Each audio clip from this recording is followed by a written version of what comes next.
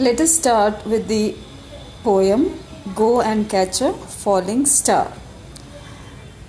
Now, as we know, John Donne's work, it is divided into two main categories. One is his love poems and second is his divine poems.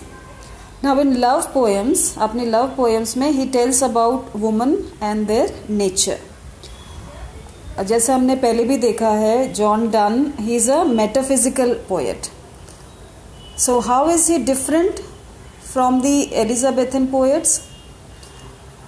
पहले के सारे poets अपनी poems में they glorified the beauty of woman, but Donne is different. And so in his poems he talks about women and their nature, but he never glorifies or he never exaggerates their beauty. वो नारी की सुंदरता को कभी exaggerate यानी बढ़ा चढ़ा कर उन्होंने नहीं बताया. So in this poem he doesn't write about their beauty, he writes about their nature. इस पोएम में भी जॉन डन ने औरत की सुंदरता के बारे में नहीं लिखा है, ब्यूटी के बारे में नहीं लिखा है, उनके स्वभाव के बारे में, नेचर के बारे में लिखा है. Now done challenges the loyalty of woman. ये जो पोएम है इसकी थीम क्या है? Inconsistency of woman. इनकंसिस्टेंसी मतलब औरत की अस्थिरता. Okay. And he believes that loyalty does not exist in beautiful woman. कोई भी ब्यूटिफुल वुमन लॉयल नहीं हो सकती. तो हम देखते हैं इसमें एक एलिमेंट ऑफ इम्पॉसिबिलिटी है. There is an element of impossibility. तो आपकी ये जो पोएम है it also begins with a list of impossible tasks.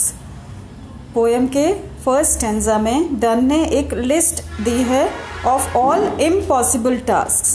So there are 7 impossible tasks which are being referred to in this poem, beginning of the poem. And because he is talking about the inconsistency of woman, this poem is ironic as well as symbolic. So let us begin with the text of the poem. Go and catch a falling star. Get with child a mandrake root. Tell me where all past years are, or who cleft the devil's foot. पहला जो impossible task है, go and catch a falling star. क्या हम किसी गिरते हुए तारे को पकड़ सकते हैं? No, we can only pray when a star falls. तो पहला इम्पॉसिबल टास्क ये है, आपके लिए ये इम्पॉसिबल है कि आप किसी फॉलिंग स्टार को जाकर पकड़े. Next, get with child a mandrake root. Mandrake root एक मैंड्रेक ऐसा पौधा होता है, ऐसी जड़ होती है जो दिखने में बिल्कुल इंसान की तरह, मनुष्य की तरह लगती है, लेकिन क्या वो बच्चे पैदा कर सकता है? So get with child. Get with child यानी बच्चे पैदा करना. क्या आप मैंड्रेक रूट से बच्चे पैदा कर सकते हैं? This is the second impossible task. Tell me where all past years are. Now the third task is, क्या हम बता सकते हैं कि जो वक्त गुजर गया, जो वक्त निकल गया, पास्ट ईयर्स यानी जो साल व्यतीत हो गए हैं, जो बीता हुआ समय है, वो कहाँ जाता है? क्या किसी के लिए भी ये बताना संभव है? No, it is an impossible task. So this is the third task. Or who cleft the devil's foot. या क्या कोई बता सकता है? आपने देखा होगा डेविल मीन्स शैतान.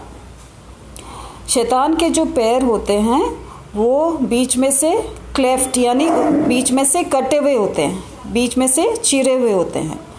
तो क्या कोई बता सकता है कि शैतान के पैरों को किसने चीरा, किसने काटा? Who cleft the devil's foot? No. Next, teach me to hear mermaids singing. क्या कोई मुझे बता सकता है कि मरमेड्स माइथोलॉजिकल क्रीचर्स होते हैं. मरमेड्स का मतलब जल परियां. ऐसा कहा जाता है कि इन मरमेड्स के सॉन्ग को जो सुन लेता था वो जिंदा नहीं रह पाता था. तो जब कोई जिंदा ही नहीं रहेगा तो उनके सॉन्ग्स के बारे में कैसे बताया जाएगा, है ना। So this is another impossible task कि मरमेड्स के सॉन्ग के बारे में कोई मुझे बता सकता है क्या? Okay. And next impossible task, or to keep off envy stinging. जैसा कि हम सब देखते हैं, एनवी यानी ईर्ष्या। जब शैतान तक में ईर्ष्या पाई जाती है तो क्या कोई मनुष्य ईर्ष्या की जलन से बच सकता है? हम देखते हैं आपस में सबको एक दूसरे से कितनी ईर्ष्या रहती है। तो ये किसी भी मनुष्य के लिए ये पॉसिबल नहीं है कि वो envy, I told you envy is jealousy, ईर्ष्या, स्टिंगिंग की जलन से क्या वो बचा रह सकता है? And the answer is no. और जो लास्ट 7th इम्पॉसिबल टास्क है, and find what wine serves to advance an honest mind. इसमें डन ये कहना चाह रहे हैं कि क्या आप मुझे बता सकते हैं कि वो क्या तरीका है जिससे कि ऑनेस्ट माइंड, कोई ईमानदार व्यक्ति एडवांस यानी अपने जीवन में आगे बढ़ सके, अपने जीवन में सफल हो सके। इससे पोएट का इशारा ये है, ही बिलीव्स दैट कि जो ऑनेस्ट व्यक्ति है, जो ईमानदार व्यक्ति है, वो जीवन में तरक्की नहीं पा सकता है। बहुत मुश्किल होता है किसी ऑनेस्ट पर्सन के लिए एडवांस मीन्स टू प्रोग्रेस, तरक्की पाना। तो ये भी एक इम्पॉसिबल टास्क है कि कैसे ये तरीका ढूंढा जाए, या कैसे कोई मुझे वो रास्ता बताए जिससे कि एक honest person can advance, can rise high in his life. So here is a list of all these impossible tasks. जैसा हमने देखा है मेटाफिजिकल पोइट्री की कैरेक्टरिस्टिक ये है कि वो लॉजिक या आर्ग्यूमेंट्स के बेस पे अपनी बात रखते हैं। This is the best example of logical और आर्ग्यूमेंटेटिव राइटिंग।